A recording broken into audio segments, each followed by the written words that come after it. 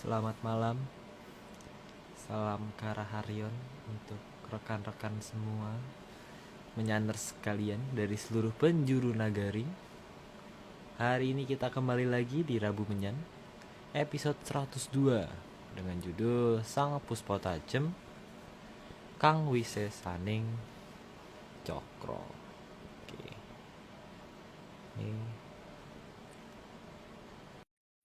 Om Agung sudah hadir.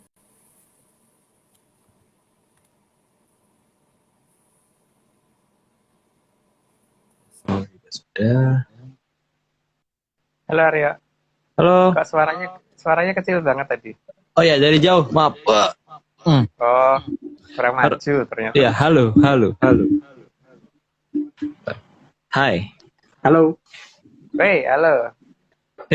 Hai Om. Halo. Sudah lama tidak muncul. Sudah lama. Di dekat Krakatau ya? Udah lama minggu lalu muncul kok. Oh iya. Tiba-tiba. Waduh. Aryo habis dari mana? Enggak dari mana-mana. Enggak dari mana-mana. Dari rumah. Oh, enggak dari mana. Di rumah. Gimana Om? Sehat Om? Foto rambut Ya. Om aku. Sehat. Cuman ngantuk ya gitu loh. Karena dari pagi baru macet parah tadi dari Jakarta. Dari tol itu mulai dari KM berapa ya tadi? KM 5 sampai keluar tol sampai ke rumah macet terus gile. Wah. Udah mau ini kali ya, udah hari-hari mendekati pada pulang kampung kan ya? Kalau pulang kampung kan harusnya malah sepi ya, ini malah rame ya. Hari-hari terakhir. Oh gitu. Ya. Oke. Kita langsung mulai aja. Yes, oke, mulai aja. Oke. Langsung dong. Siap. Bentar ya. Oke. Langsung ya, nomor 1. Jangan lupa Aryo pin komen. Oh ya Om, sebelum mulai, minggu lalu tuh aku pengen nanya tapi lupa Om. Di flyer yang minggu lalu itu kan ada tulisan Pertasin. Itu maksudnya? itu istilahnya Mbak Vicky ya, ada jenis bahan bakar baru gitu. Pertasin. Oh, bahasa. Oh. Kita kan tukang itu bikin bahasa sendiri. Jadi tidak memiliki bahasa umum gitu. Bikin nama baru. Iya, bikin nama baru.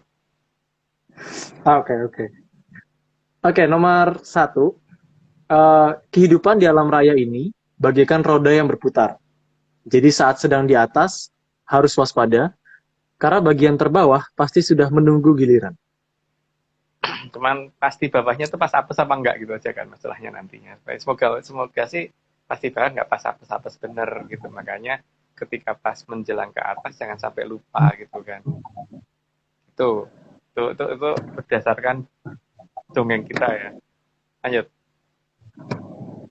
Oke. Nomor 2. Suaraku jelas ya? Jelas. Oke. Nomor 2. Karena alam ini sangat adil, maka setiap hal yang kita lakukan pasti akan membawa kita ke putaran yang menentukan di masa depan. Karena kalau bagi ini ya, bagi cerita kita, dongeng kita itu, namanya dongeng kan boleh kan? Dongeng kan hidup itu tidak cuma satu kali gitu kan.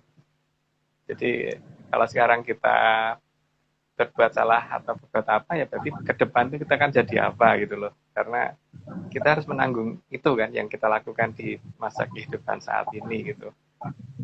Ya, tapi kan itu tidak wajib dipercaya loh. Lanjut. Kalau bisa jangan gitu ya. Malah kalau bisa jangan.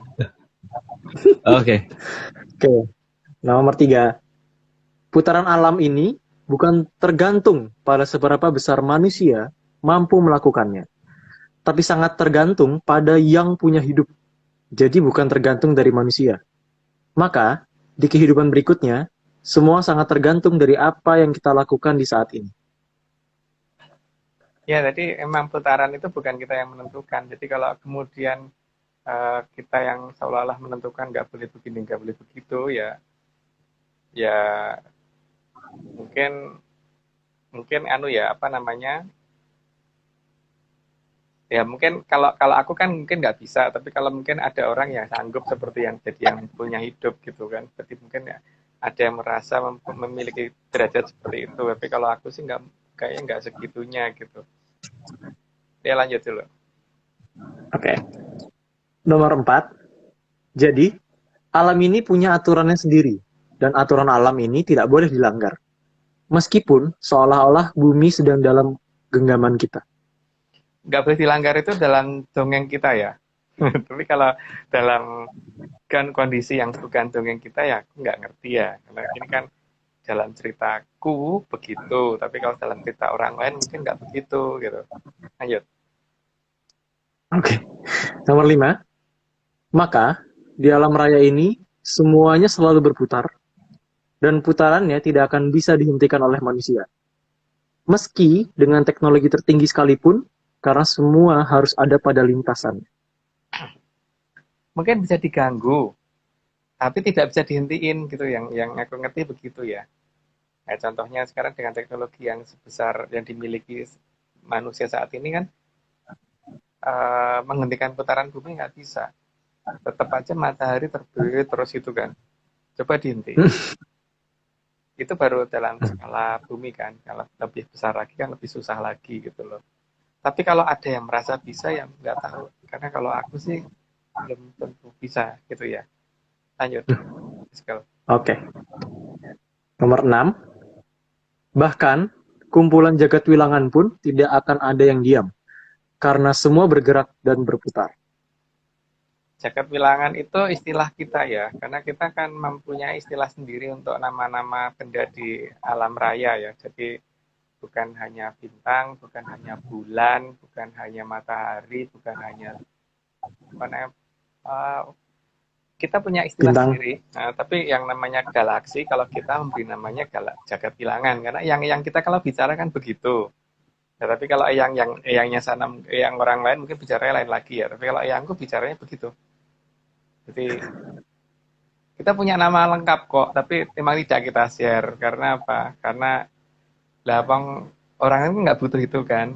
Yang kita butuhin yang mungkin yang skalanya kelihatan aja seperti galaksi itu aja. Kalau yang lain mungkin nanti pelan-pelan. Tapi kalau tidak kan kayaknya juga nggak begitu banyak yang memerlukan itu. Jadi ya istilah itu untuk kita sendiri aja gitu. Oke lanjut. Oke. 007. Semua putaran itu memiliki aturan. Semua putaran itu memiliki aturan, ada pusatnya, dan ada batas waktunya. Ya karena kalau di Jawa kan, kalau di Jawa, kalau yangku gitu, kalau bicara kan selalu hong wilayah toto pinansi, jadi ada aturan waktunya ya. Biknam astu nama sidam itu yang ngatur gitu kan. Artinya apa mungkin diterjemahkan sendiri gitu. Jadi kalau kita bicara menggunakan bahasanya yang kita ya seperti itu gitu kan. Jadi mungkin beda dengan yang di wayang. Kalau di wayang kan mungkin ngomongnya mas tuna nama sidom atau gimana itu. Kalau aku nggak begitu gitu. Tapi ya itu bahasa kita sendiri. Jadi kan nggak layak diikuti orang lain lah. Oke lanjut. Oke. Nomor 8. Karena di jagat alit dan jagat ageng itu tidak ada yang abadi. Sebab yang abadi hanya ada di jagat langgeng. Maka, sangat tergantung bagaimana kita menghormati Triloka Buwono dan melaksanakan Hamimayu Hayuning Bawono. Memang di jagat alit sama jagat gede itu tidak langgeng, karena ada jagat kelanggengan kan. Kalau Triloka Buwono kan dari jagat kecil, jagat gede sama jagat langgeng. Cuman masalahnya itu adalah kalau kita sudah mengerti keberadaan jagat langgeng dan itu makanya ya pola aturan waktu itu bisa bukan dirubah tapi gimana ya, kalau luhur kita itu kan masalahnya masa lalu bisa jadikan masa sekarang, bisa jadikan masa depan, juga jadikan masa sekarang gitu kan. Artinya mereka bisa abadi gitu loh. Contohnya ada orang bisa memfotokopi buku yang akan terbit 10 tahun lagi gitu kan. Sama ada orang yang berangkat jam 9.30, nyampainya jam 8.15. mundur. Itu kan banyak terjadi seperti itu. Tapi cuman ini kan tidak beredar di kalangan masyarakat umum ya. Tapi banyak loh kejadian seperti itu. Ada orang yang kalau misal berangkat kerjanya mulainya jam, misalkan kantornya mulainya jam 8 pagi gitu. Kan harusnya berangkat jam 7. Enggak, berangkatnya jam 9 karena nyampainya jam 8 gitu. Itu banyak loh yang terjadi seperti itu. Itu tapi kalau di tradisi desa saya itu masih agak umum ya. Karena sekarang udah nggak umum, tapi di zamanku itu masih umum dulu kayak gitu. Oke, lanjut ya sekarang. Aryo kayaknya bisa sih Om. Aryo. Oh iya. Aryo takut. Aku tuh kelihatan. Nih bisa membaca waktu ini ceritanya. Oh, aduh. Ceritanya. Yuk nomor 9. Bawono itu artinya alam raya. Jadi bukan hanya arcopodo atau bumi saja. Sehingga bagaimana memperindah alam raya ini yang harus menjadi tujuan. Ya kita kan diadakan untuk itu kan, bukan diadakan untuk bagaimana supaya itu semua malah nggak ada gitu loh. Yang namanya diadakan itu kan untuk menjaga sesuatu yang sudah ada menjadi lebih baik gitu. Ya tapi itu kan cerita kita ya. Orang lain boleh bikin cerita lain dong. Oke, lanjut. Ya. Oke. 10. Alam raya ini terbentuk dalam waktu yang sangat lama dan semua tersusun atas wujud dari Sang Hyang Kawitan atau Sang Hyang Ogra Pesti. Maka, merusak satu bentuk yang sudah indah sama saja dengan merusak keindahan dari Sang Hyang Kawitan. Karena semuanya itu benda makin kecil dan makin besar itu nanti pasti akan membentuk wujud yang sama gitu kan. Gitu dulu deh. Mungkin karena penjelasannya mungkin ada di bagian bawah. Lanjut dulu. Oke. 11. Semakin kecil wujud suatu benda akan mengarah pada satu wujud yang sama. Ya kira-kira bisa diperkirakan lah wujud yang sama itu seperti apa gitu. Apakah itu berupa bunderan atau berupa kotak atau segitiga atau trapesium atau malah lonjong atau benjol-benjol lah itu ya. Tapi yang paling kecil itu wujudnya apa gitu. Itu yang wujud Sang Hyang Kawitan kalau di dalam dongengnya Atlantis ya. Jadi ini dongeng loh, jadi jangan dianggap beneran. Lanjut. Oke. Nomor 12. Demikian juga, semakin besar suatu benda, maka akan mengarah pada bentuk yang sama juga. Makin besar pasti wujudnya mirip lagi dengan yang paling kecil. Maka sesuatu yang kecil itu tenaganya akan besar sekali sama dengan yang gede, itu kan. Lanjut, Nesel. Oke. Nomor 13. Maka, semakin kecil ukuran suatu benda, justru mempunyai kemampuan yang sangat besar, yang bisa mengubah semua hal yang besar. Ya, jadi semua makin kecil itu makin berbahaya dan makin besar makin berbahaya juga. Jadi yang tengah-tengah itu yang nggak berbahaya, tapi kalau yang terlalu kecil dan terlalu besar itu bahaya banget malahan. Itu bisa membahayakan kalau tidak bisa ya. Tidak tahu polanya harus bagaimana gitu. Lanjut dulu. Oke. 14. Karena itulah semua hal yang kecil akan mempunyai aturan yang sangat mirip dengan semua hal yang sangat besar. Katanya begitu ya. Kata yang kita begitu, tapi orang lain nggak tahu deh kata mereka gimana. Ini kata yangku begitu. Lanjut dulu. Oke. 15. Maka, jika menguasai tata cara dengan semua hal yang kecil, jangan pernah menggunakan untuk merusak hal yang besar. Karena itu, sama saja dengan mempermainkan Sang Hyang Kawitan. Karena awal mula kehidupan itu bentuknya awalnya kayak apa sih? Seperti apa sih wujudnya? Ya wujud itu kan berarti yang menjadi awal mula gitu.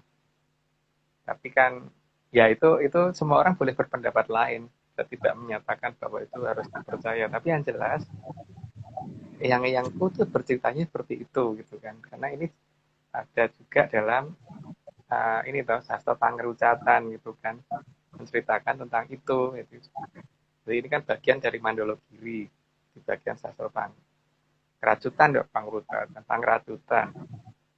Oke lanjut, let's go. Oke. 16. Sebab Sang Hyang Kawitan sangat mengharapkan agar alam raya ini menjadi lebih indah, bukan menjadi lebih rusak.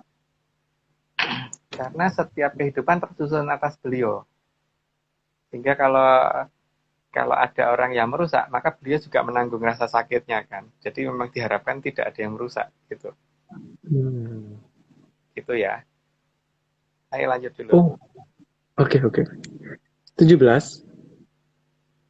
Sang Hyang Kawitan memang akan menyerahkan kepada manusia untuk mengatur alam raya ini. Menyerahkan bukan untuk dirusak, tapi untuk membuat menjadi lebih baik. Ya, kalau menyerahkan untuk dirusak tuh ya beliau sendiri layak dipertanyakan kebeliauannya itu kan. Ya kan? Karena Ya.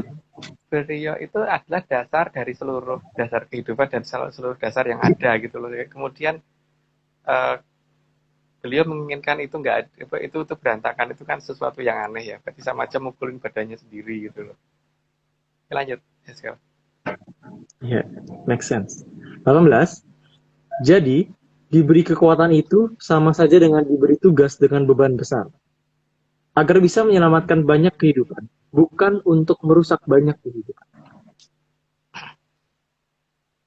Ya kalau mempunyai sesuatu yang kekuatan yang besar tapi bukan untuk menjaga kehidupan itu ya namanya apa gitu loh. Karena kan kita sebagai manusia itu kan harusnya menjaga yang lain dan yang menjaga makhluk yang lain kalau perlu gitu loh, agar semua itu bisa harmonis kan. Karena tidak mungkin kalau alam raya ini hanya dikuasai oleh golongan satu jenis makhluk doang, manusia doang gitu loh.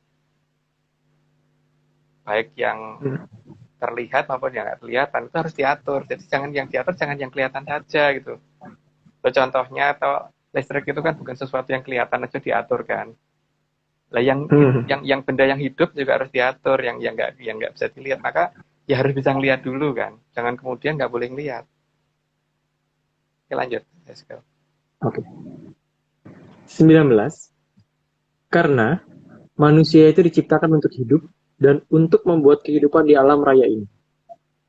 Agar bisa berjalan dengan baik, bukan untuk mengakhiri suatu kehidupan.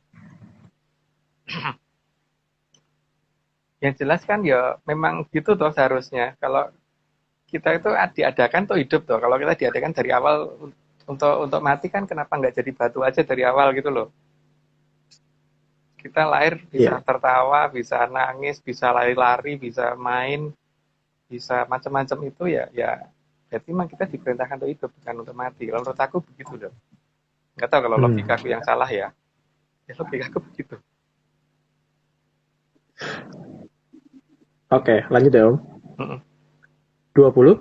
Sehingga bukan menjadi alasan untuk menghabisi suatu kehidupan dengan dasar harga diri. Meski itu harga diri suatu peradaban sekalipun, tidak akan diizinkan untuk alasan pemusnahan suatu peradaban lain. Karena tugas manusia itu untuk hidup dan membuat alam raya ini makin hidup. Jadi jangan bangga kalau bisa menghabisi suatu peradaban ya, atau jangan bangga kalau bisa membunuh orang gitu loh. Nah, yang terjadi kalau seperti itu pasti ada konsekuensinya kan, cuman ini bukan ancaman, bukan ini kan ya, tapi terserah mau didengar atau tidak. Yang jelas kita itu diciptakan untuk hidup, makanya kita itu harus membuat yang lain juga untuk supaya juga bisa bertahan hidup, bukan supaya yang lainnya juga mati gitu loh. Gitu kalau menurut aku, tapi ya nggak tahu apakah mungkin aku yang goblok banget atau gimana, tapi menurut aku sih gitu. Lanjut Eskel. Oke, 21. Maka, dengan alasan kebijaksanaan sekalipun, kalau dasar dari suatu tindakan akan menimbulkan banyak kerusakan dan banyak kematian, itu semuanya pasti akan diperhitungkan oleh alam raya ini. Jadi siapa yang akan melakukan itu ya berarti nanti jadi apa gitu loh. Ya, tetapi jadi apanya ya nggak tahu, bukan aku yang nentuin kan kalau di situnya. Gitu, lanjut.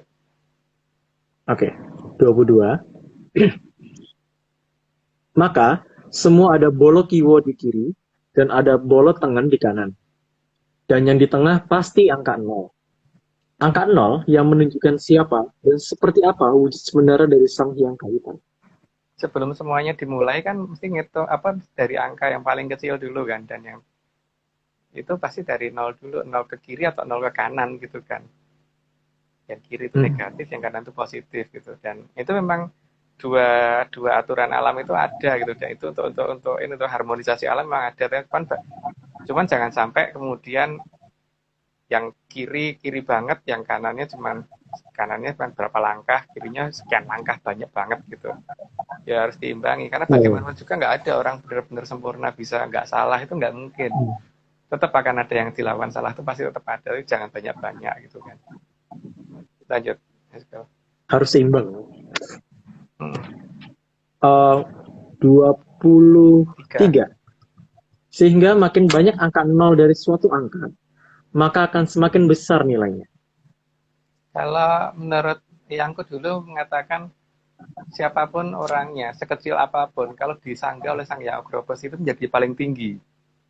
Makanya angka 1 itu angka paling kecil, tapi kalau diikuti oleh bentuknya beliau itu jadi angka tertinggi kan. Iya. Walaupun angka terbesar itu 9.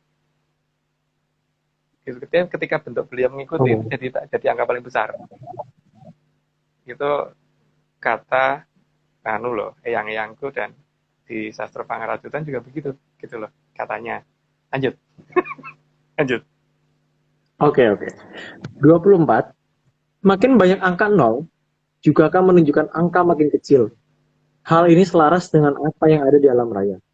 Bahwa makin besar dan makin kecil, semua akan berwujud sama dan akan berpusat pada yang di tengah yang wujudnya juga sama.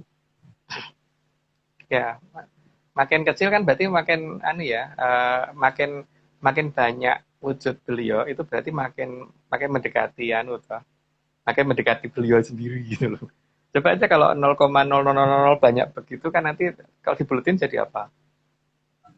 Mendekati 0. Nah, namanya aja dibulatkan kan, bukan dikotakkan gitu, atau disegitigakan, atau ditrapesiumkan gitu, enggak kan? Dibulatkan. Oke, lanjut.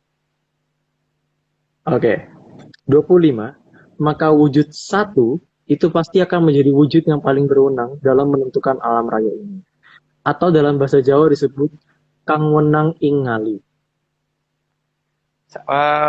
Wujud 1 itu ya, ini bukan wujud 1. Wujud 1 itu, jadi kalau dikalikan dengan bilangan berapapun dia menangan itu. Dikalikan. Oke, lanjut dulu. Oke, 26. Dalam penjumlahan, sama seperti ditatanya alam raya ini, maka bentuk kawitan tidak akan terlihat. Yang jelas kalau misalkan disusun, jadi kan karena beliau adalah struktur dasar dari yang menyusun segala kehidupan, maka bentuk aslinya nggak kelihatan kan. Maka satu jenis angka itu kalau ditambahkan akan menghilang, iya kan? Yang kelihatan angka yang lain gitu kan. Lanjut dulu. Oke. 27 ya. Angka yang menjadi lambang Sang Hyang Kawitan akan mengangkat angka terkecil menjadi terbesar jika didukung dengan banyak wujud lingkaran. Itu dulu kalau waktu kita masih sekolah ya, biasanya kan nilai tertinggi itu kalau nggak 10, 100 gitu loh. Terus kesempurnaan itu diukurnya menjadi 100% kan. Bukan 99,99%. 100%. Harus ada 02. Gitu kan.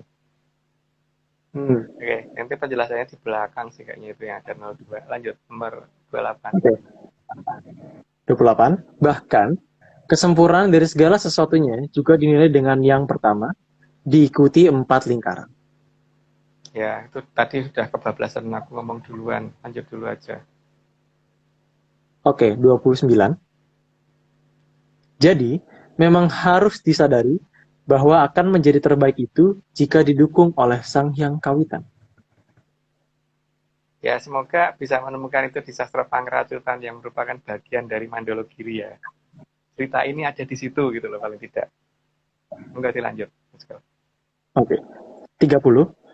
Maka, pada saat dianggap memiliki kedudukan sempurna oleh banyak orang, itu berarti sedang dalam pengawasan ketat oleh Sang Hyang Ogra Besti.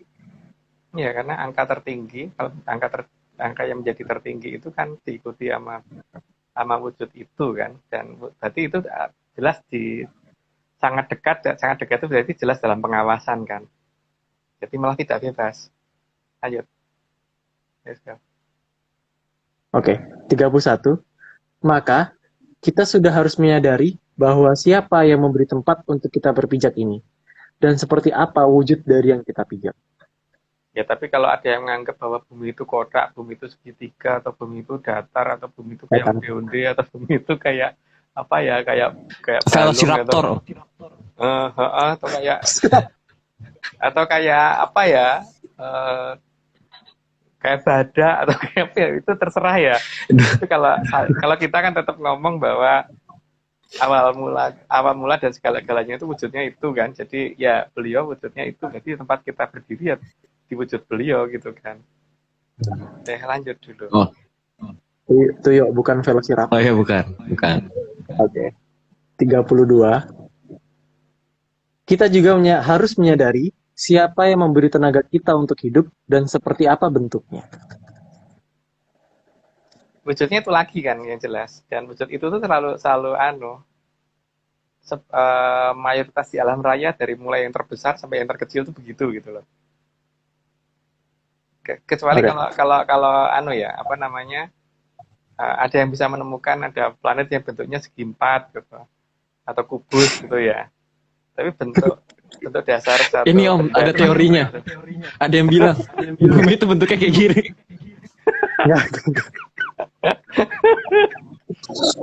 Urusan. Ya nggak apa-apa ya. Terserah. Semua orang boleh berpendapat. Semua boleh berpendapat. Tapi juga kita boleh nggak dengerin gitu kan. Iya, benar. Iya, Oke, lanjut. Oke, 33. Seperti apa juga yang ada di sekitar kita dan bagaimana lintasan mereka, itu juga harus kita sadari adalah wujud siapa. Tapi nggak menyadari juga nggak apa-apa loh. Nggak apa-apa loh, nggak menyadari itu wujud apa, wujud siapa gitu. Kalau menyadari ya berarti jangan dirusak gitu kan. Oh. Karena kita berarti melawan siapa gitu loh masalahnya. Oke, lanjut. Oke. 34. Apa bentuk awal dari kehidupan? Dan bentuk apa yang menjadi pusat awal kehidupan? Juga harus kita sadari bahwa itu wujud siapa. Ya, tapi juga boleh tidak menyadari. Tidak menyadari boleh loh. Jadi tidak ini, dan mau menganggap seperti apapun itu haknya masing-masing. Cuman Mandologiri menyatakan seperti itu untuk yang kita terima ya. Oke, lanjut. Oke, 35. Bagaimana awal kehidupan itu berasal? Itu juga harus kita mengerti bahwa bentuk awal kita itu seperti siapa. Ya, dalam cerita Sangkan Paraning Dumadi kan begitu ya. Tapi kan itu Sangkan Paraning Dumadi versi eyangku. Jadi kalau versi eyang yang lain nggak apa-apa kalau beda lagi. Mungkin bentuknya apa gitu. Oke, lanjut. Nggak jadi. Next. Oke. 36. Maka layak atau tidakkah kita mempermainkan apalagi merusak bentuk awal kehidupan tersebut? Dari awal aja ada ya, tapi kan bagian dari badan kita juga rata-rata ada yang bentuk seperti itu kan, terutama di bagian yang terkecil ya. Ada berapa banyak seperti itu gitu loh. Kalau itu kita rusak kan berarti ya kita bertanggung jawab pada siapa ya. Gitu. Ya lanjut, let's go. Oke. 37. Maka seberapa besar kita harus menggunakan kekuatan Sang Hyang Kawitan ini untuk mendukung kehidupan? Jadi penggunaan kekuatan Sang Hyang Kawitan itu kan bisa ada dua cara. Dengan menggunakan teknologi kekinian dan menggunakan menyan kekinian gitu kan. Menyan kekinian, kata baru. Dengan menggunakan menyan kekinian gitu. Itu kalau di Mandologiri kan dibuka dua-duanya kan sebenarnya, cuman diprioritaskannya ke yang lebih sederhana gitu biar lebih gampang menggunakannya gitu kan. Tapi kan juga boleh dong kalau orang memilih untuk menggunakan teknologi kekinian bukan menyan kekinian gitu loh. Oke, lanjut. Ya. Oke, 38. Karena didukung oleh wujud terkecil itu, sama saja dengan didukung oleh kekuatan luar biasa. Dan itu semua akan ada dalam pengawasan Sang Hyang Kawitan. Masalahnya bagaimana menemukan itu kan, dan bagaimana melihat itu. Jadi kan itu ada prosesnya dan ada caranya, tata caranya. Dan sayangnya tata caranya diganti gitu loh. Yang aku tahu diganti, tapi yang kita dapat untungnya kok enggak ya, mungkin beda dengan orang lain, tapi ya anggap aja orang lain yang benar, kita enggak gitu ya, karena kita beda sendiri. Lanjut. Oke. 39. Karena semakin kecil wujud suatu benda itu akan makin powerful dan semakin sulit ditanggulangi jika sudah bertindak. Ya bentuk itu tuh bentuk yang sangat tidak bisa dipermainkan gitu loh, seharusnya kan gitu ya, yang harus aku sadari. Kalau orang lain nggak menyadari nggak apa-apa, yang harus saya sadari gitu, karena itu bentuk yang permulaan alam raya, jadi jangan dipermainkan gitu kan, dan jangan digunakan untuk merusak yang lain juga. Lanjut. Oke. 40. Maka jangan pernah mempermainkan wujud beliau itu, apalagi digunakan untuk merusak alam raya ini. Meskipun terlihat seolah-olah bijaksana, tapi itu akan ada perhitungannya karena alam ini tidak bisa dibohongi. Mungkin beda ya kalau antara leluhurku dengan orang yang di luar sana. Kalau orang di luar sana kan menganggap kebijaksanaan itu yang utama, tapi kalau aku menganggap nggak utama. Karena bijaksana itu bisa membunuh kita benar-benar, karena kadang-kadang kebijaksanaan itu justru malah menyesatkan. Iya, kalau untuk versiku loh. Contohnya kalau misalkan kalau aku sih kalau berangkat dari Jakarta mau ke Jogja harus cepat. Kalau misalkan ada CCTV ya, kalau bisa jangan sampai kelihatan CCTV kendaraannya gitu kan. Makanya ngajak Aryo supaya nggak kelihatan CCTV. Cuman 2,5 jam ya Om. Aku menjadi ini ya, di blackmail, di nggak bisa aku. Dari Jakarta Jogja ini ya Om ya, 2,5 jam. Emang hebat Aryo. Aku tidak mau. Kita nggak ngebut, cuman nggak pelan gitu aja kan. Nah, bener, nggak salah. Nggak ngebut, cuman nggak pelan. Nggak pelan. Terus juga nggak melanggar aturan karena CCTV-nya nggak nangkep kan. Iya. Di Samsat nggak ada. Nggak ada datanya. Karena kecepatan suara nggak ada peraturan yang mengenai kecepatan suara kan Om ya. Oh. Oke, lanjut. 41.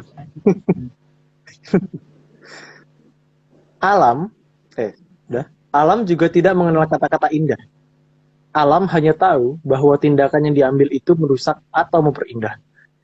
Jadi, kata-kata bijak, pembenaran atas keinginan merusak, ia mengatasnamakan harga diri sekalipun tetap akan dinilai salah oleh alam. Itu makanya hati-hati. Yang kadang-kadang terlihat bijaksana itu belum tentu bijaksana gitu loh. Kalau menurut saya, maka kalau aku sih patokannya bukan di kebijaksanaan, tapi bagaimana kita menyadari alam itu seperti apa gitu loh. Ya, seperti tadi itu kan, kalau orang berjalan 160 km per jam kan itu berarti akan ketangkep kamera CCTV. Tapi kalau 160 km per hour kan nggak ada dong itu. Kilomenyan. Ada lagi. Kilometer per jam nggak ada kan? Aduh. Oke. Ada lagi. Udah ada 2 kata-kata baru hari ini. Jadi aman toh kecepatan segitu gitu. Dan itu kata-katanya yang baru apa? Apakah itu bijaksana? Nggak bijaksana. Tapi kan kita ini toh tidak melanggar aturan karena aturannya kilometer per jam bukan kilometer per jam gitu loh. Iya. Mereka nggak detail ya, Om. Harusnya ada 2 kata baru. Ya. Harusnya lebih detail lagi ditulis semua. Menyan kekinian dan kilomenyan per hour ini baru. Oke. Oh jangan MPH itu menyan per hour ya? Menyan per hour. Oh. Baru sama juga. Ayo kita lanjut. Belum diputar. 42. Karena bilangan negatif itu memang ada. Jadi alam akan meletakkan angka negatif itu di kiri angka 0 dan angka yang positif itu ada di kanan angka 0. Jadi memang ada ya. Kalau memang ada itu berarti kan ya, jadi jangan dianggap nggak ada gitu kan. Jadi sesuatu yang belum tentu kita katakan nggak ada itu belum tentu nggak ada. Apakah panca indera kita sudah sangkep belum gitu, kalau yang kita kan bicaranya wis sangkep durung patondriomu gitu kan. Tanya bikin sangkepnya itu gimana gitu kan, supaya kita ngerti bahwa ada negatif, ada imajiner dan sebagainya, itu biar ngerti gitu. Oke, lanjut. Oke, 43. Di alam ini juga ada yang tidak nyata, dan yang tidak nyata itu juga akan mempengaruhi yang sangat nyata. Kalau di matematik berarti ada bilangan imajiner kan, akar negatif gitu, akar -1 bisa disimbolkan dengan i gitu kan. Tapi apakah imajiner itu tidak ada kaitannya dengan bilangan yang ada di bilangan yang nyata, real? Ada, karena coba aja dilihat bahwa ada persamaan Euler dan sebagainya itu menggunakan Z. Sudah tak jelasin di sini ya, karena itu kan masalah matematik. Enggak, mungkin yang simple. Pi juga pi itu imajiner juga ya? Bukan, ya? Itu irasional. Itu irasional nih ya. Bukan imajiner. Jadi ini kan bukan itu kan matematik, bukan kekinian. Menyanmatika ya. Menyanmatika. Jadi enggak ini. Aku masih gitu tuh. Yeah. Aku sampai lupa mau ngomong apa coba. Wah, bisa. Oke, jadi enggak perlu itu. Oke, kita lanjutkan. Oke, lanjut dulu. Ya, 44. Ada 3 kata-kata baru ya yang harus diingat. 44. Namun, baik real maupun imajiner, semua itu akan berpusat pada Sang Hyang Kawitan yang berbentuk paling awal. Jadi mau dia bilangan imajiner, suatu bilangan yang sebetulnya kalau didefinisikan nggak bisa, tapi pusatnya tetap, kalau dia paling kecilnya di angka 0 gitu kan, tetap gitu kan. Ya itu gimana ya? Kita berusaha menjabarkan apa yang ada dalam sastra Panggrajutan yang ada di Mandala Giri yang menceritakan tentang Sangan Paraning Dumadi versi kita ya, karena kalau orang lain kan bisa beda-beda, tapi ya semoga cukup membingungkan gitu. Semoga cukup membingungkan. Lanjut. Oke, 45. Selain bentuk pusat dari semuanya, maka yang bisa dijelajahi juga akan mengarah pada bentuk Sang Hyang Kawitan. Jadi ketika radiusnya sama, pasti nanti akan membentuk seperti itu lagi gitu kan. Jadi diputer gitu kan, seperti itu lagi. Lanjut. Oke. 46. Sehingga semua bangsa di semua peradaban akan meletakkan huruf 1 ini sebagai huruf hidup, bukan huruf mati.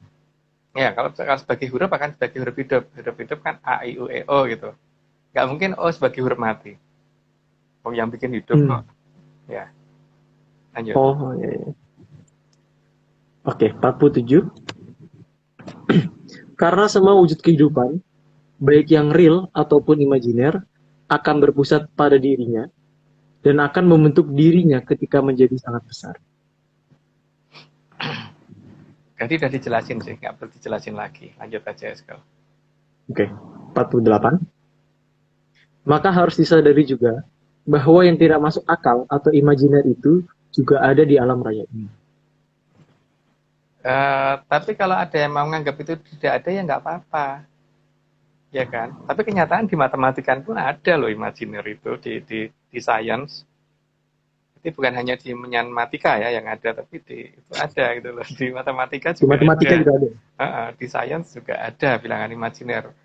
Bahkan mungkin akan lebih gampang menggunakan diferensial itu kalau kita menghitungnya menggunakan persamaan gelombang Schrödinger, kan lebih gampang kita kalau menggunakan bilangan imajiner kan daripada menggunakan sin cos gitu loh. Nanti kalau diferensialnya lebih gampang malahan. Lanjut. Oke, 49. Dan bentuk imajiner itu juga punya tempat sendiri. Dan semua itu jelas sangat berhubungan. Tapi kalau nggak mau dianggap nggak berhubungan ya nggak apa-apa. Tapi yang jelas itu tetap ada. Mau kita anggap nggak ada, tetap ada gitu loh. Cuman bagaimana kita bisa memanfaatkan nggak sesuatu yang imajiner itu gitu kan. Karena ada, kan sayang kalau nggak digunain. Ya toh? Kalau kita Ya. misalkan yang kelihatan aja deh, kalau misalkan daripada kalau aku loh, daripada jaga rumah harus nyewa satpam yang bayarnya mahal, mending kan kalau nemu gitu butuh cakil satu gitu kan lumayan toh. Paling kembang telon 10.000 cukup untuk 35 hari gitu kan. Tapi kalau nemu, kalau aku kan belum nemu sih, Ya. sayangnya belum nemu. Kalau nemu wah itu lumayan daripada satpam gitu, daripada aku Keren harus juga. bayar. Oke lanjut. Oke. 50. Satu. Gabungan antara yang nyata dan tidak nyata adalah sesuatu yang kompleks.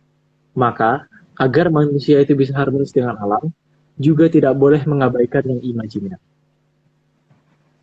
Itu kalau kita ya, tapi kalau orang lain kan boleh dong mengabaikan yang imajiner, dianggap nggak ada gitu. Karena memang semua kan tergantung kemampuan dari masing-masing orang untuk menjangkau itu kan. Kalau itu dianggap tidak terjangkau ya sudah gitu kan. Contohnya orang nggak percaya kalau itu ada listrik itu dalam kabel itu ada listriknya dipegang kesetrum. Kan kalau pengen kesetrum kan nggak apa-apa, tapi kalau nggak pengen kesetrum ya jangan dipegang, walaupun nggak bisa ngeliat listriknya kayak apa sih gitu di dalam kabel itu kayak apa gitu ya kan.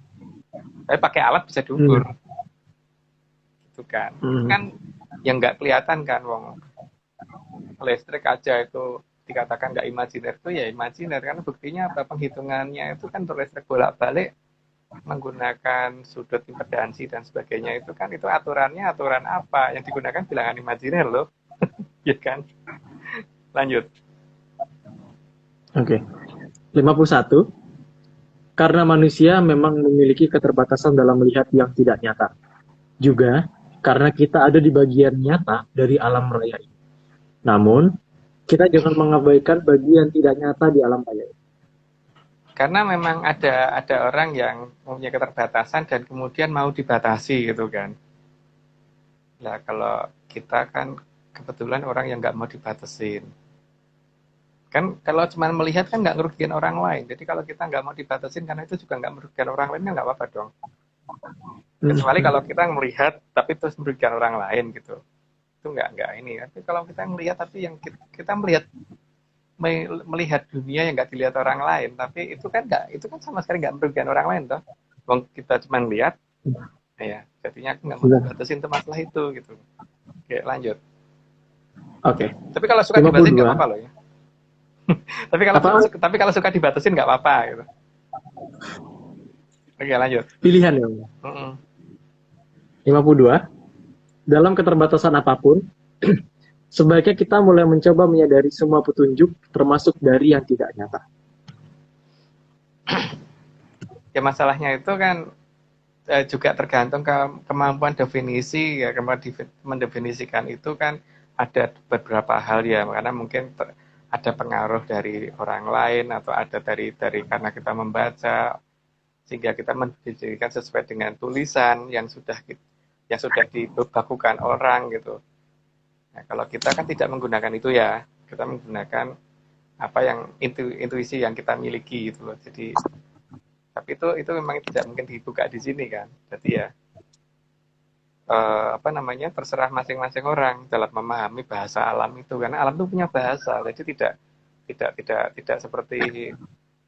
tidak seperti bahasa Indonesia yang bingungin banget gitu loh. Sebenarnya malah kita nggak begitu bingungin, nggak seribet bahasa Indonesia gitu loh, sampai kita harus ngomong di sanalah aku berdiri, bukan di sinilah aku berdiri gitu kan, di lagu kebangsaanku. Sampai aku bingung negaraku di mana ya. Oke lanjut. Oke. 53 ya Om ya. 53. Karena di dalam bagian nyata manusia itu ada juga bagian yang tidak nyata. Dan semua itu milik dari Sang Hyang Tawid. Ya.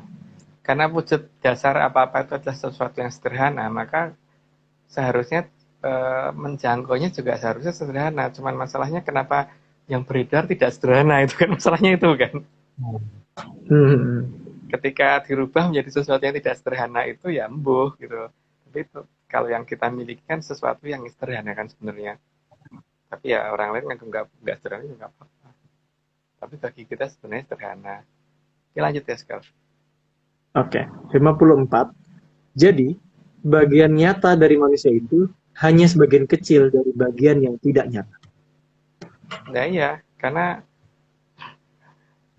yang namanya hidup itu ini kan bisa dilihat bahwa pendefinisian sampai dengan hari ini bingung loh yang dikatakan sesuatu hidup itu apa gitu loh. Orang dikatakan hidup itu seperti apa gitu.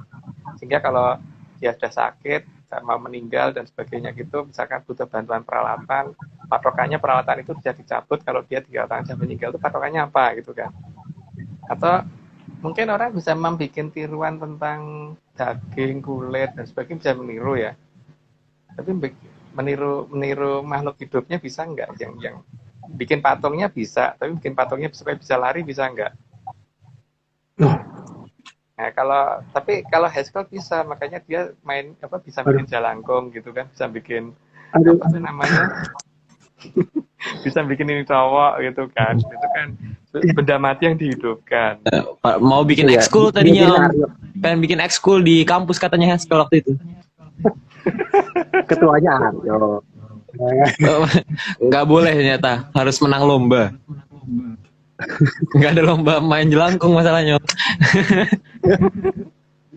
Oke, ya lanjut. Oke, kita lanjut.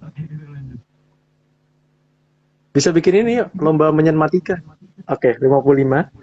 Karena bagian yang tidak nyata juga ada dalam diri manusia. Dan bagian itu sangat menentukan kehidupan dan kualitas hidup dari manusia juga. Makanya itu harus dikendalikan ya, dan bukan gitu, karena bedanya kita tuh di situ ya. Kalau orang lain kan terima apa adanya, kalau kita tuh sorry ya nggak mau terima apa adanya gitu. Dia harus dikendalikan. Maka kita mencari kan bagaimana mengendalikan itu gitu, dan mencari itu bukan bertanya ke orang lain, ya mencari sendiri.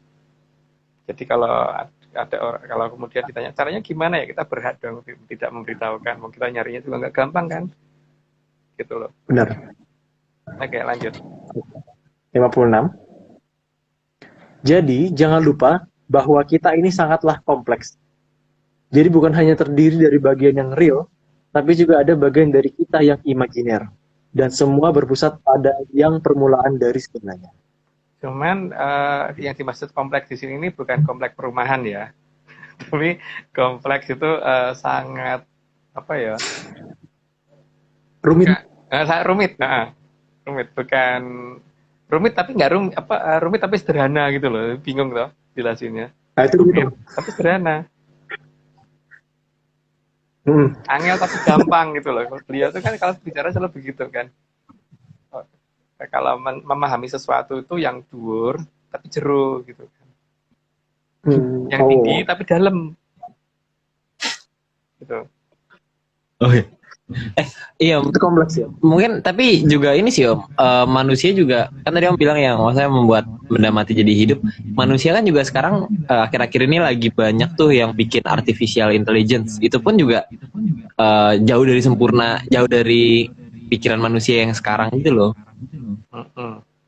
Ya, masih kalah sama Aryo kalau mengcloning diri tuh. Nah itu. Tuh. Aryo lebih canggih soalnya. Tiba-tiba di kampus sama di rumah ada, kita bingungin orang tuh. Nah itu. Ayo lanjut.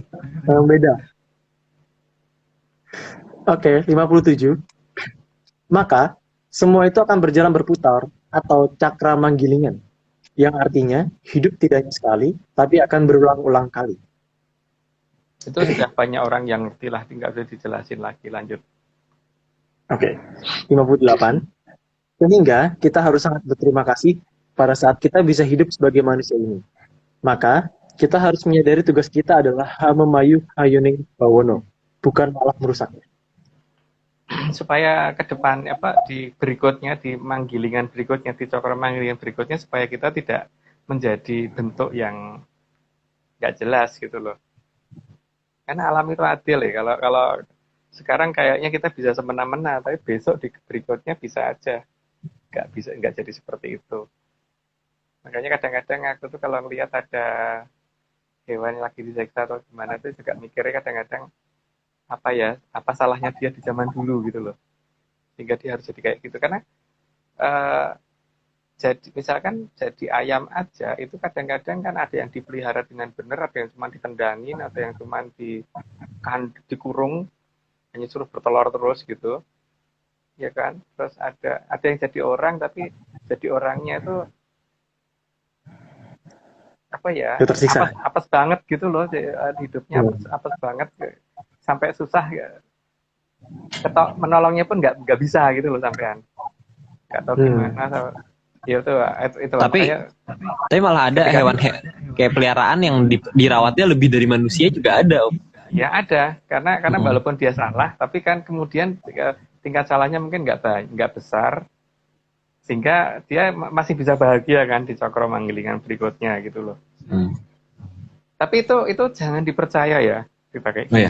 jangan dipercaya. Kalau percaya ya jangan. Ya jangan, ya jangan. Hanya dongeng. Oke, lanjut. Oke, 59. Kaget. Karena ada berbagai macam kehidupan di alam ini, dan kita tidak sedang menjalani wujud yang lain. Ya, itu dongeng kita lah. Lanjut aja. 60. Dan semoga kita tidak menjadi seperti yang ada di gambar ini pada kehidupan berikutnya. Semoga. Tapi kalau ada yang pengen ya tidak disalahkan. Tapi kalau aku sih nggak pengen gitu kan. Lanjut. Oke, 61. Bahkan seorang dewi yang sangat cantik sekalipun bisa terkena sabda dari Sang Hyang Kawitan. Ada banyak cerita sih di pewayangan, cuman mungkin tidak banyak yang dibuka sebenarnya kesalahannya apa gitu. Lanjut dulu Heskel. Oke, 62. Sudah banyak contoh di wayang kulit berapa banyak Betara Betari yang berubah menjadi sangat buruk. Dan itu akan seumur alam raya karena melakukan kesalahan yang sangat besar terhadap Sang Hyang Kawitan. Dan masalahnya tuh pada saat melakukan kesalahan dia berada di jagat kelanggengan kan, sehingga akhirnya abadi. Masalahnya di situ. Maka ya kekeliruannya di situ, akan seumur alam raya kalau sudah seperti itu. Lanjut. Oke, 63. Ada yang berubah menjadi buto, ada yang menjadi wanoro atau manusia kera, dan lain-lain. Yang harus diingat, alam raya ini sangat luas, jadi bukan hanya di bumi saja. Jadi, bisa saja kehidupan berikutnya ada di tempat yang sangat jauh dari bumi, serta menjalani hukuman yang bisa saja seumur alam raya, kalau kesalahannya sangatlah besar. Maka anak cucu waktu mau menolong pun bingung karena posisinya di mana nggak tahu kan. Bahkan mungkin ada di bumi pun belum tentu bisa nemukan toh. Oke, lanjut dulu. Oke, 64. Bahkan setataran Sang Hyang Betara Citrogodo dan Sang Hyang Betara Citrasena saja harus mengalami hukuman menjadi Korogolo dan Dolo Ugoto. Itu berdasarkan dongeng kita, tapi orang boleh nggak percaya gitu. Lanjut. Oke, 65. Maka kehati-hatian dalam hidup harus benar-benar dilakukan agar tidak terkena amarah dari Sang Hyang Kawitan karena salah menggunakan wujud beliau. Ya, karena mempermainkan wujud beliau itu nggak boleh. Benar-benar nggak boleh itu. Tapi ya, itu kan kalau aku ya nggak boleh. Kalau orang lain mungkin boleh ya. Kalau aku nggak boleh. Lanjut. Oke, 66. Karena alam bukan pemaaf. Maka kalau sudah marah akan melibas apapun. Alam memang hanya mengenal benar dan salah, bukan maaf karena salah. Setauku begitu. Tapi apakah mungkin aku yang keliru ya nggak tahu. Tapi yang aku tahu begitu. Makanya ini jangan dipercaya gitu. Oke, lanjut. Oke, 67. Meskipun maaf diucapkan berkali-kali, kalau sudah pada giliran ke kehidupan berikutnya, apakah akan berubah menjadi wujud baru? Itu sangat tergantung dari Sang Hyang Kawitan, bukan berdasarkan meminta maaf dan dimaafkan. Seberapa besar kita mempermainkan wujud beliau itu kan yang paling masalah. Sebenarnya itu kan. Tapi kalau kita tidak mempermainkan wujud beliau ya nggak akan ada masalah seharusnya. Lanjut. 68. Permintaan maaf hanya dimaafkan atas kesalahan yang tidak mengakibatkan hilangnya suatu kehidupan. Karena dalam satu kehidupan tersusun banyak kehidupan lain. Namun, kalau menghilangkan kehidupan lain untuk bela negara atau untuk mempertahankan hidup akan beda masalah. Kalau bela negara itu kan berarti kita apa namanya, terpaksa menghilangkan satu tapi untuk melindungi sekian ratus juta gitu nggak apa-apa. Benar-benar nggak apa-apa itu. Kalau ada pertimbangannya pun beliau juga akan paham. Gitu. Kalau terpaksa harus seperti itu ya. Nah, negara ini diserang ya. Kalau nggak mempertahankan diri kan gimana? Oke, lanjut. Jadi nggak pasrah juga lah Om. Nggak boleh. Kalau pasal nggak boleh. Negara kita nggak akan pernah merdeka kalau nenek moyang kita cuman diserang terus nggak melawan tuh nggak akan merdeka kan. Tetap harus melawan tuh tetap. Tapi yang kena Oke. hukuman sana karena yang sana yang nyerang. Gitu. Lanjut. Oke. 69. Karena alam ini sangat adil, namun juga sangat kejam. Tapi kejam yang sangat adil. Karena bentuk dasar kehidupan akan paling merasakan sakit dan perihnya. Maka beliaulah yang punya hak menyatakan salah dan benar. Karena beliau ada yang permulaan dari semuanya dan penyusun dari segala-galanya kan. Jadi ketika susunan itu dirubah, dirusak, diganggu aturannya, maka yang paling merasakan ya beliau sebenarnya. Jadi yang punya hak untuk menghukum ya beliau itu gitu. Berdasarkan dongeng kita gitu ya. Jadi jangan dipercaya. Jangan dipercaya.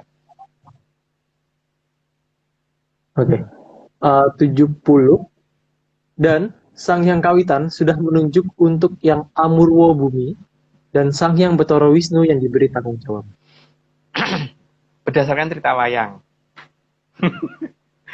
Sama cerita nenek moyang gitu ya. Oke, lanjut. Oke. 71. Sehingga Sang Hyang Betara Wisnu adalah satu-satunya Betara yang diizinkan membawa pusaka berbentuk awal kehidupan. Karena bisa membuat cokro manggilingan gitu kan. Lanjut. 72. Sehingga senjata ini bisa digunakan untuk membuat sungsang bawono balik jika angkara murka sudah sangat merajalela. Ya cuman kita mungkin yang mungkin belum pernah lihat bentuknya, tapi efeknya mungkin nanti akan kelihatan gitu loh. Minimal tuh akan ada orang yang ngomong bahwa seharusnya nggak punya duit 100 miliar, ngomong punya duit 100 miliar gitu misalkan gitu. Jadi ketok banget gitu loh. Harusnya nggak punya duit segitu, tapi punya duit segitu kan berarti maling tuh itu. Tapi jujur mengaku di depan umum gitu loh. Dan itu ada konferensi pers ngomong begitu gitu loh. Kalau itu udah digunakan akan banyak kejadian seperti itu gitu nantinya. Cuman kita tinggal teliti apa enggak dalam mengamati suatu berita ya. Oke, lanjut. Walaupun beritanya sepertinya sudah banyak sih. Oke, 73. Pusaka senjata yang berbentuk lingkaran hanya karena bisa membuat sungsang bawono balik, maka diberi nama pusaka senjata cakra. Itu versi kita ya, dan gambarnya nggak kayak gini sebenarnya, cuman masalahnya kita tidak pintar menggambar gitu kan, dan karena Mas Joni jauh sehingga nggak ya gambarnya sedapatnya aja. Jadi bukan seperti itu ya wujudnya. Oke, lanjut. Oke. 74. Pusaka senjata Cokro turun dalam wujud yang berganti-ganti. Dimulai dari Cokro Winoto yang berbentuk panah sampai pada Cokro Basworo. Cokro Basworo yang akhir-akhir ini ya, yang akhirnya turun saat ini seharusnya. Tapi kan saat ininya model kita ya, berarti bukan saat ini orang banyak. Saat ininya kita. Gitu. Oke, lanjut. Oke. 75. Cokro Basworo dari kata Cokro Tiba Sworo yang sangat mampu membuat orang yang mau menipu malah mengatakan jujur. Contohnya, mengaku mau mundur tapi malah menyerah. Waduh, seperti tahu. Pokoknya kalau Cokro Basworo itu udah keluar, itu akan banyak kejadian-kejadian gitu ya. Ngomong mundur tapi malah nyerang. Ngomong menang tapi kalah. Gitu loh. Terus ngomong mau ngebom tapi nggak ngebom gitu. Ngomong ngancam tapi sebenarnya takut gitu. Itu efek Cokro Baswara. Hingga titik akhirnya terpaksa dia melakukan semua yang sudah dia ucapkan. Lanjut gitu. Apa Aryo? Oke. Gak kenapa-napa, baru ngeh aja. Ya. Sama. Oke, 76. Pusaka senjata Cokro tidak akan bisa digunakan oleh sembarangan orang. Karena ada sandi khusus, dan juga harus seizin dari Sang Hyang Betara Wisnu, juga harus seizin dari Sang Hyang Kawitan. Nah, kok Cokro atau pusaka biasa aja tuh, kalau nggak ngerti mantranya cuma jadi besi biasa, karena ya nggak akan bisa gunain gitu kan. Pertama, tapi mantranya tahu pun kalau nggak bisa kontaknya juga nggak bisa, tetap harus ininya harus lengkap dulu. Jadi sangkep Pocondriane ora, kalau nggak ya nggak akan bisa gunakan sama sekali. Jadi akhirnya cuma bisa ngomong sebatas astral gitu loh. Oke, lanjut. Oke. 77. Cokro Baswara juga sangat mampu membangunkan sang naga tapak angin yang sedang terkena sirip Begonondo di bawah tembok Cina. Itu sudah pernah kita ceritakan di episode yang lalu-lalu banget gitu. Jadi lanjut aja. Oke, 78. Sang Hyang Betara Wisnu saat ini sangat sadar bahwa Arcopodo sudah dikuasai oleh Sukerto, dan para Sukerto sudah mendekati saat akan saling menghabisi. Maka, Sang Hyang Betara Wisnu menunggu saat yang tepat untuk membuat Sungsang bangun kembali. Karena semuanya beliau lakukan itu ya seperti tadi ya, saya ngomong itu ya, bahwa berangkat kerja jam 9, nyampe kantor jam 8 kurang seperempat. Gitu kan, mundur. Itu saya lakukan di depan, tapi untuk hal sekarang gitu. Lanjut. Oke. 79. Semua akan disesuaikan dengan jadwal kedatangan dari Milky Way yang sudah semakin mendekat. Ya, semoga segera diangkut segera ke sana gitu. Ben yang tentrem. Oke, lanjut. Oke. 80. Akibat melasapnya Cokro Baswara, maka hal pertama yang terjadi akan muncul banyaknya janji palsu atau wong biro uro-uro. Bahkan akan ada Ratu Nahkoda salah janji. Tanpa ono benere. Itu pernyataan Ronggo Warsito ya. Jadi yang Ronggo Warsito sudah menceritakan itu loh. Besok bakal ono Ratu Nakodo sing kondang uro-uro gitu loh. Udah ada loh. Jangan salah loh. Beliau sudah ngomong tepat seperti itu gitu. Dan ngomongnya 2 kali bukan 3 kali loh, bukan uro-uro bukan, uro-uro gitu. Ura-ura gitu, ngomongnya gitu. Mesti pakai huruf A kok, bukan pakai O. Oke, oh ya, ura jadi O. Bukan Oke, ora ya, 81. bukan O ya, bukan ora ya, tapi ura. Iya, ura. 81. Ya. Akan ada juga efek Cokro Baswara yang lain yang berupa wong dagang kapalanggrang. Gak perlu tak jelasin deh daripada nanti banyak yang takut gitu. Lanjut. Oke. 82. Bahkan berdasarkan petikan serat kuning dikatakan akan ada barang ampuh kang pinunjul karang. Ada kan? Yang jelas tapi tidak jelas oleh siapa. Yang ngeklaim tuh ya bisa aja yang lawannya ngeklaim nembak. Yang punya ngeklaim nggak sengaja kebakaran gitu, tapi sebenarnya misteri siapa yang nenggelam ke itu gitu kan. Tapi yang jelas kalau sampai ada korban jiwanya itu berarti memang ada yang nyerang, tapi yang nyerang bukan dari pihak yang ini ya. Ya Atlantis bukan. Tapi kalau ada yang klaim sudah selamat semua, berarti gimana tuh? Ya berarti itu memang bener sesuatu benda yang berwarna orange yang ini ya. Pasukan Destar Kunir ya Pak. Kalau emang selamat semua berarti yang Oke, lanjut dulu. Oke. 83. Bakal ono botoh kang melu tarung sajroning paprangan. Botoh lor kang kebutuh katon ngerayah, kang pasrah malah kelumah-lumah. Karena saya tidak pintar menerjemahkan walaupun ngerti. Jadi tidak saya terjemahkan, diterjemahkan sendiri ya. Gitu, lanjut. Oke, aduh maaf ya, Mas. Aku tidak bisa jawab terlalu ahli. 84. Bakal akeh priyayi kang rebut bener, rebut unggul samyo podo ngupaya bukti. Nanging mung podo lelam. Pada rebutan ngupaya bukti, tapi gak jelas semua sebenarnya buktinya siapa sih sebenarnya yang menang dan siapa yang benar gitu. Lanjut. Oke. 85.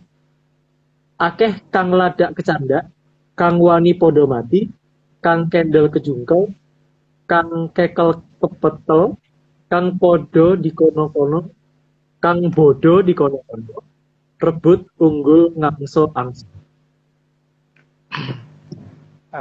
Di sini tadi kata anu kebacanya agak keliru sedikit ya. Jadi apa namanya Kang Kekel kepetel, Oh, kepetel. Oke. ya kepetel gitu. Diterjemahkan sendiri ya. Oke, lanjut. Oke. 86. Sebelumnya di jongkonya para leluhur ada pernyataan akan banyak rumah di atas kereta atau akeh omah ing dhuwur kereta. Ing sajrone paperangan ada kata-kata tambahan itu sebenarnya. Oh, oke. Oke, lanjut. 87. Akeh kang rumangsa barukut ngarah apa lawon putih kinarya kekemul buntel sarira ngoyo-oyo dilakoni pindha wong mati. Karena kan dia harus menyamarkan diri dan keadaan, maka dia harus bisa kalau bisa tidak bergerak sama sekali supaya nggak ketahuan lawan kan. Maka dia harus seolah-olah seperti benda mati gitu kan. Jadi tidak kelihatan supaya nggak kelihatan. Kalau dia walaupun sudah nyamar tapi kalau terus loncat-loncat ya tetap aja ketahuan kan. Hure hure, ura ura gitu kan. Oh. Oke. 88. Banyak satrio yang hilang sifat satrionya karena tidak tampak jati dirinya, terutama saat maju ke medan satria. Karena nggak kelihatan lagi wajahnya seperti apa gitu loh maksudnya beliau itu. Akeh satrio kang hilang jatine gitu kan. Karena emang nggak kelihatan kayak siapa sih gitu. Semuanya mirip semua wajahnya karena ditutupi dengan bentuk yang sama semua gitu kan. Lanjut. Oh. Oke. 89. Makanannya sang Banaspati digunakan untuk menekan negara lain tanpa memikirkan anak-anak yang masih belia yang maju dalam perang putih. Ya pakanannya Banaspati kan pasti sudah banyak tahu ya. Jadi tidak perlu dijelasin. Lanjut. 90. Banaspati mengombro-ambro, makin berani menampakkan dirinya di mana-mana. Dan manusia sibuk saling memaksakan manusia lain untuk jadi mangsa Banaspati. Karena malah tidak menyadari munculnya Banaspati di dekatnya dia. Jadi makanya yang diperhatikan bukan itu. Yang diperhatikan cuman seberapa banyak yang bisa mereka bunuh, seberapa banyak bisa mereka rusak, dan itu menjadi kebanggaan gitu loh malahan. Lanjut. Let's go. Okay. 91. Banyak pepati tanpa aji dan banyak orang yang ditinggalkan, tidak bisa mencari keluarganya dan dipaksa maju perang. Ya itu nggak perlu ceritain kan, itu juga pasti kalau baca di seratnya Waranggawarhita juga udah ada gitu. Lanjut. Oke. 92. Munculnya piala palsu atau merasa menang tapi sangat jelas kalau tidak menang. Tidak pernah maju sendiri, tapi hanya mengorbankan orang lain, tapi merasa paling sok sakit. Bisanya ngancam, tapi ketika perang beneran, yang dipaksa maju orang lain gitu, bukan dia. Gitu loh. Oke, lanjut. Oke. 93. Memaksa dianggap sebagai kebenaran dan pemaksaan dianggap sebagai kewajaran. Bahkan ada yang sangat membela pemaksaan, padahal kalau dirinya dipaksa juga tidak akan mau. Ya bayangin aja dulu ketika ada Jerman Timur sama Jerman Barat. Kalau Jerman Timur waktu itu dibikin semakmur Jerman Barat, maka daerah yang dulu ngikutin yang senasib Jerman Timur pasti tidak akan mau kembali seperti dulu kan. Coba kalau memang ada orang yang mau dikurung kayak seperti di Jerman Timur dulu, masih mau pasti nggak akan suka karena orang itu pada dasarnya pengen kebebasan. Jadi kalau kalau dipaksa untuk kembali seperti dulu, ya mending perang atau mending mati sekalian, nggak apa-apa daripada hidup malah susah. Lanjut. Oke.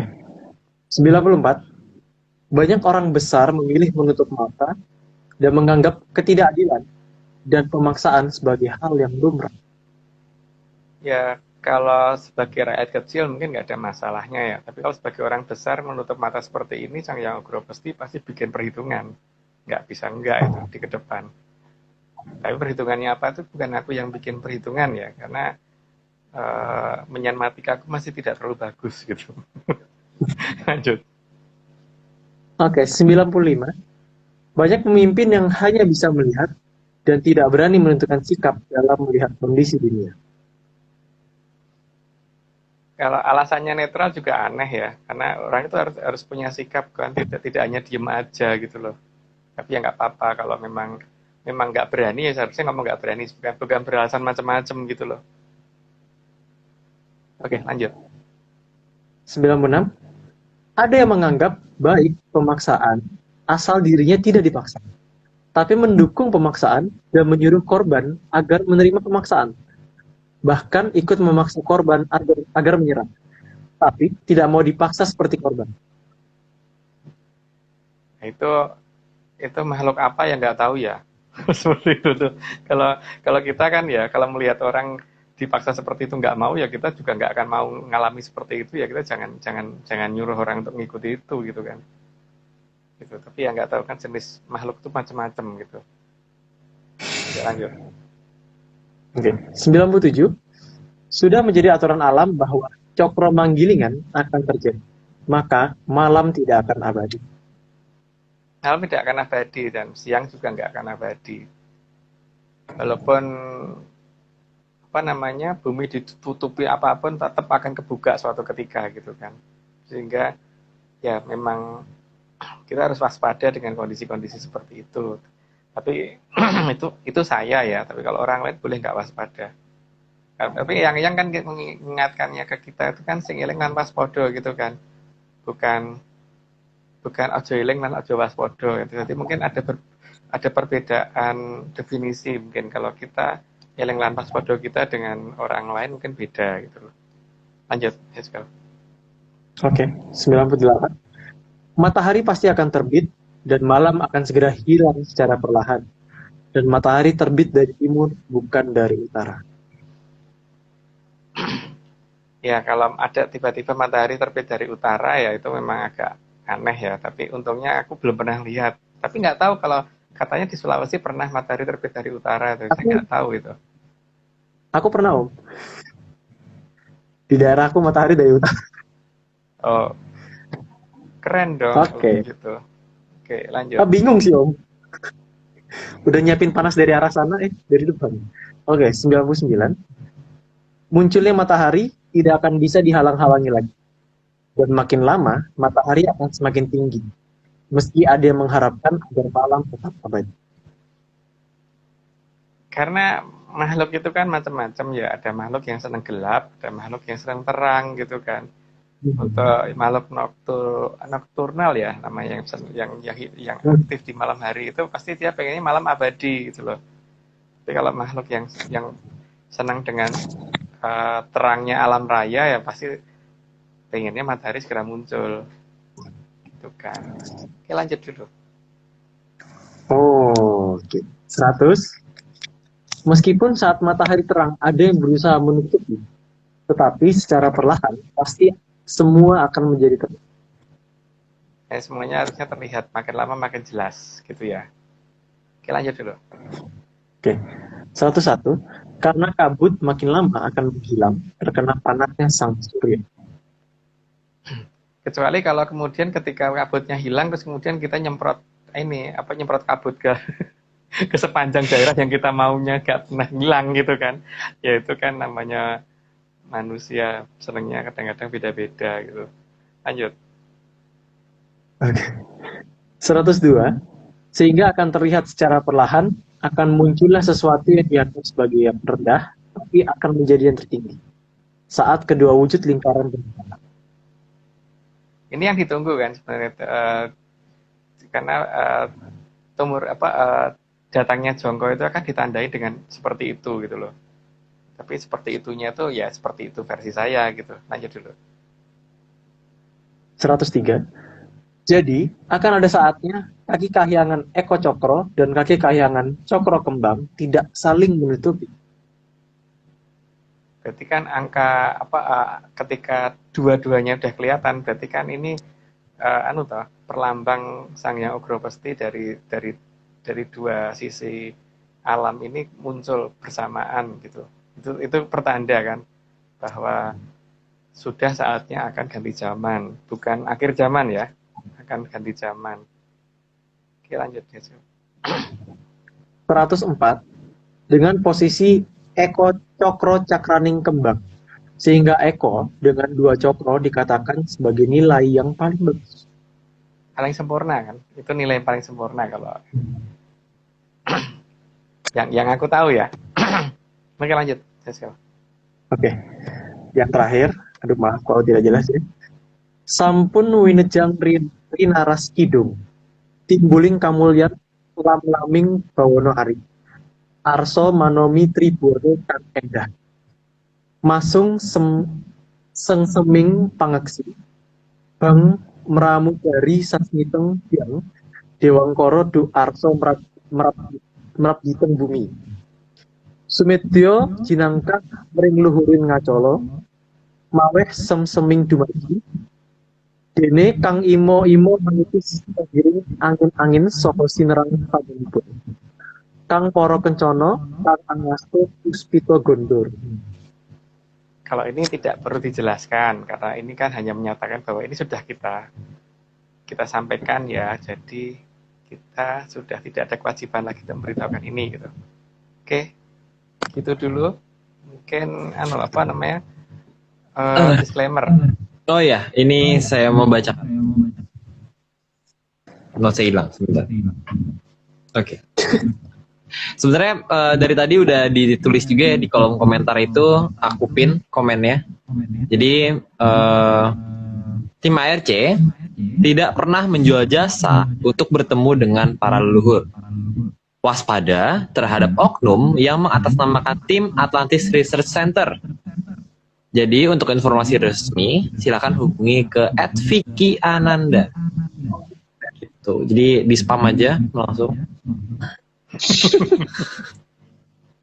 Nah, Oh ya, sama untuk akun Akasha Jagat dan juga Bang Bung, bisa DM ke akun tim ARC atau akun Aryo ya, buat kemarin giveaway kaosnya. langsung kirim. Sekali lagi untuk Langsung aja dikirim nama, alamat, dan nomor teleponnya sama ukuran kaos. ya untuk Akasha Jagat dan juga Bang Bung. Oke. Oke. Beritanya semakin seru akhir-akhir ini. Apa tuh?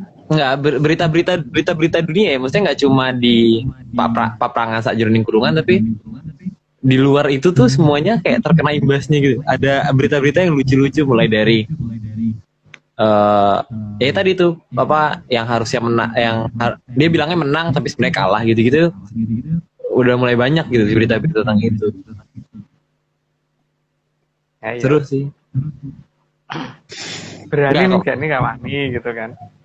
Iya, yang kayak gitu tuh. Kalau berani kalau berani kan kalau berani nantang-nantang seperti itu kan harusnya nggak perlu pengawal toh. Iya nggak? Kalau masih butuh pengawal, berarti dia nggak berani toh.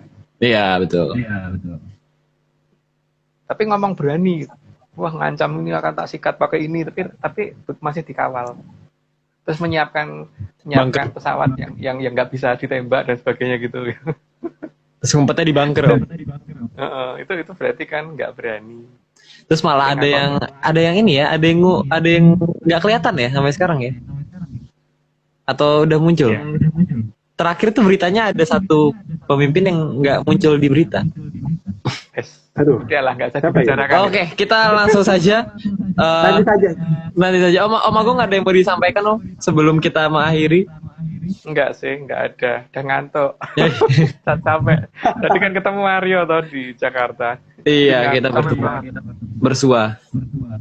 Oke. Anjay. Parade terima kasihnya. Terima kasih sebesar-besarnya kepada Ki Tunggul Jatijaya Morogo yang telah menyediakan data untuk hari ini. Kemudian juga terima kasih pada Bopo Agung yang mau menjadi narasumber dan juga sudah membuatkan slide.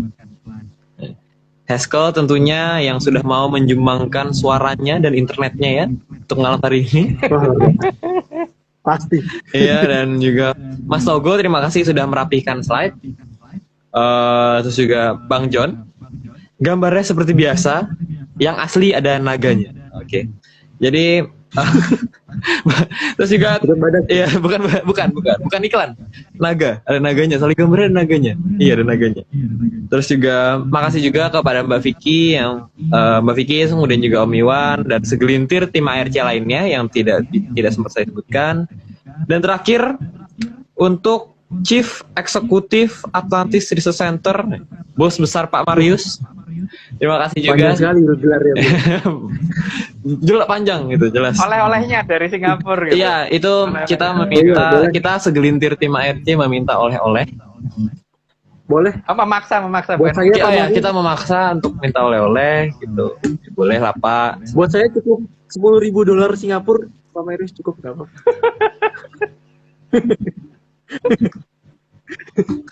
Oleh-oleh. Detail kan? Oh ya detail, harus detail, biar nggak aneh-aneh. Oke. Biar nggak salah. Oke, kalau gitu sekian dari kami malam hari ini. Jadi sampai jumpa di pertemuan berikutnya. Masih di Sang Puspo Tajem ya Om ya? Berarti minggu depan? Ya masih. Oke, berarti sampai jumpa di minggu depan. Sehat selalu dan salam menyan. Bye-bye. Namanya. Sehat semua sehat.